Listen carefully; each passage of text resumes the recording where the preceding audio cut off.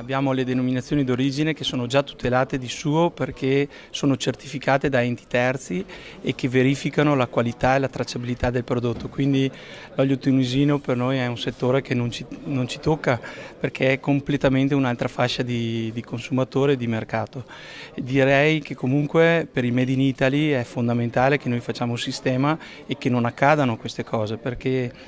noi abbiamo la tradizione di raccogliere l'oliva, il frutto sano dalla pianta, direttamente sulla pianta e portarlo in frantoio in giornata. In quei paesi così, un po' per la povertà, un po' per la mancanza di tecnologia, raccolgono da terra, non hanno l'acqua per lavare e quindi un prodotto sicuramente completamente diverso da quello che può essere il vero Made in Italy nostro e speriamo che non ci sia qualche adito a camuffare delle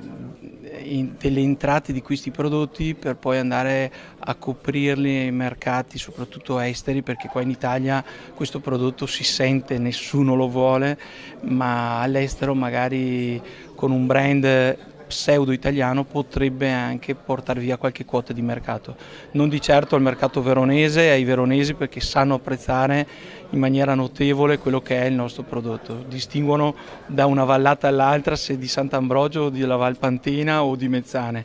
Si figuri sul lago di Garda lo stesso, quindi noi abbiamo troppa cultura dell'olio buono, quindi io direi di stare tutti tranquilli nel nostro nord Italia. Speriamo nel mondo più che altro perché queste entrate qua penso che creano sicuramente scompiglio.